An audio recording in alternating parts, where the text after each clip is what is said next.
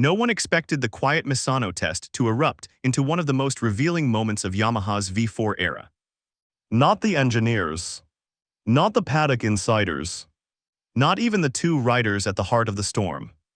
Because on a closed circuit, away from cameras, two of the most aggressive riders in modern MotoGP, Toprak Razgatlıoğlu and Jack Miller, were about to uncover truths Yamaha had been searching for all season. And the consequences of what happened next would ripple far beyond a simple private test. The Misano World Circuit was silent, not the usual chaos of MotoGP, but a carefully controlled stillness.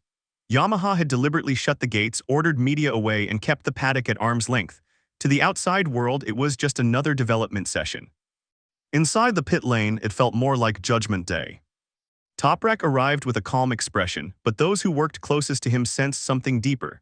His adaptation to the V4 engine, once seen as a gamble, was beginning to look like a turning point. His confidence in the front end had grown with every test. His braking fingerprints were now etched into Yamaha's evolution. Miller, meanwhile, carried a different weight. His last season had been filled with constant questions about form, future, and whether he still had a place among MotoGP's elite. A strong showing here wasn't optional, it was essential. Behind tinted pitwall glass, Yamaha executives watched closely. Technicians whispered among themselves. The V4 project was nearing the point where direction becomes destiny. What no one said out loud but everyone understood was simple.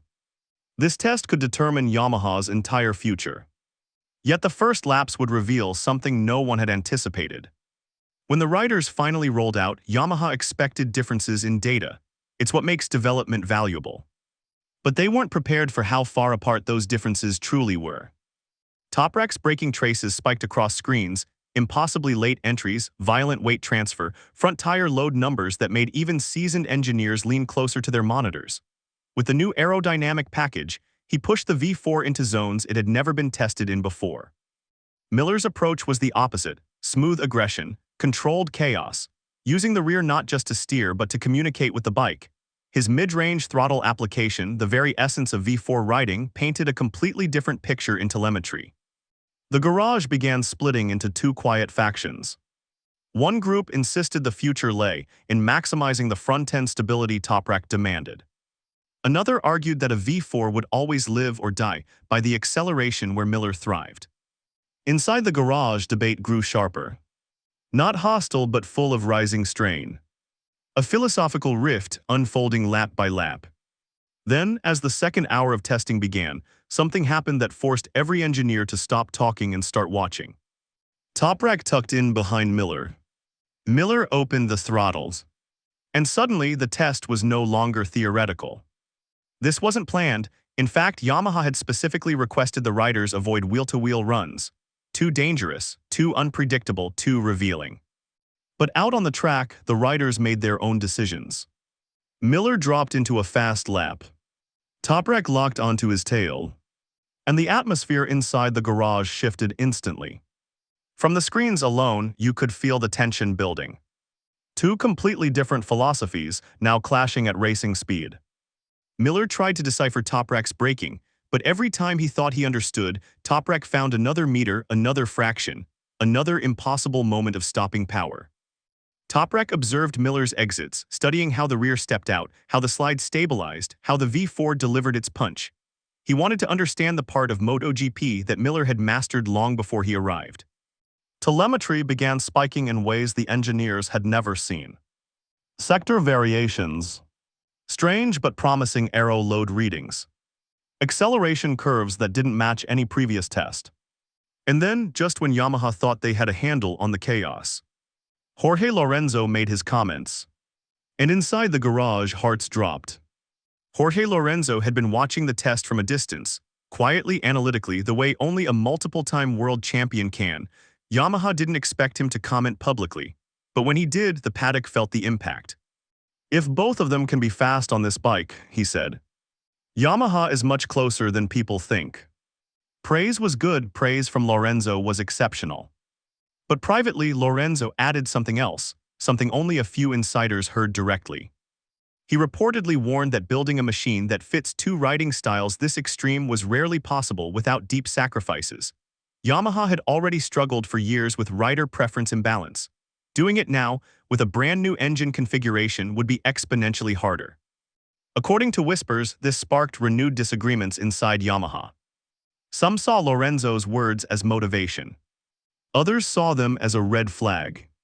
Because Lorenzo wasn't talking about lap time. He was talking about identity.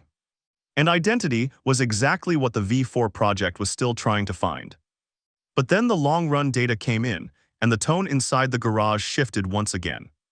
Long-run simulations are where prototypes reveal their truth. And the truth emerging from Misano wasn't simple. Toprak began reporting strong front tire durability, a major breakthrough compared to early V4 prototypes, but noticed a subtle drop in stability at deep lean angles. Something in the aero load distribution wasn't fully synchronized with his extreme braking inputs. Meanwhile, Miller identified something completely different. A slight hesitation in the mid-range when powering out of fast corners. Not dramatic, not dangerous, but noticeable and potentially critical when racing Ducati or KTM. Inside the garage, this created another division. Was the issue primarily aerodynamic? Or electronic? Or a symptom of a deeper imbalance inside the torque delivery philosophy? According to those present, Yamaha's chief engineer eventually stepped in, attempting to calm what was becoming a quietly tense environment.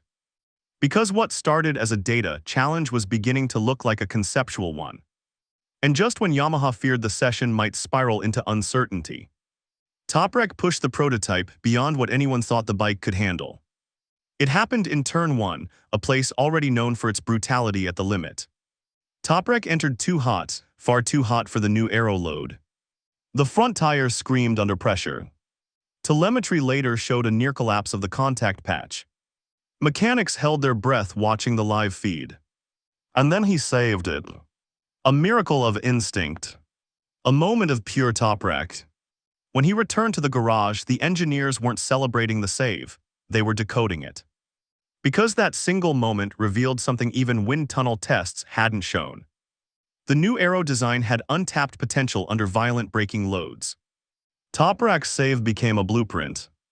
Engineers rewound the telemetry again and again, extracting clues from the pressure spike, the load transition, the micro-movement of the handlebars.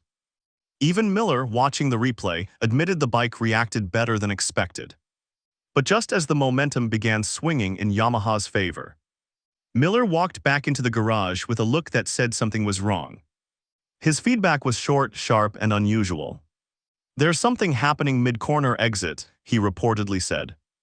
"Like the power isn't coming on cleans." The garage froze. Every technician understood the weight of those words.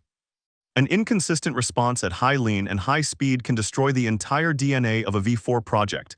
It can't be tuned out easily, it can't be masked with aero, and it certainly can't be ignored. Immediate action followed. Electronic components were quietly swapped. Torque maps were reloaded. Engineers ran late-night simulations looking for anomalies. Meanwhile, social media fans began speculating online, noting that Miller's bike looked strange during the afternoon session. No one knew the truth, but rumors spread fast. Yamaha couldn't afford a setback now. Not this late into development. Not with the whole project riding on consistency. But then came the twist no one expected. The next morning, both riders reported the same thing. Toprak, usually laser-focused on braking feedback, made an unusual comment during his first run of the day. "The aero is strong, very strong," he said. "But the engine character, it's not matched to it yet." Minutes later, Miller rolled in and said nearly the exact same thing. Two riders who had disagreed on everything all test long. Now pointing in the same direction. Their feedback was not a criticism. It was a roadmap. The aero had evolved faster than the engine philosophy, and Yamaha's engineers now faced a monumental question. Should they modify the torque delivery, even if it meant delaying the final V4 approval? Or should they gamble on the current concept and pray it would be enough to fight Ducati, KTM, and Aprilia next season? The discussion grew serious. Voices grew tighter. Telemetry sheets piled onto the main desk. Because this wasn't about a test anymore. It was about a future. Toprak's future. Miller's future. And the future of Yamaha in MotoGP. As the sun set over Misano, the riders packed up, unaware of the storm their combined feedback had unleashed behind the garage doors. Yamaha now had data. They had direction. They had a glimpse of what the V4 could become. But they also had a decision to make, one that could reshape the MotoGP standings in ways no one expects. And the only question left hanging in the air was this. Would Yamaha dare to rebuild the heart of the V4 again, or risk everything on the breakthrough they'd seen at Misano?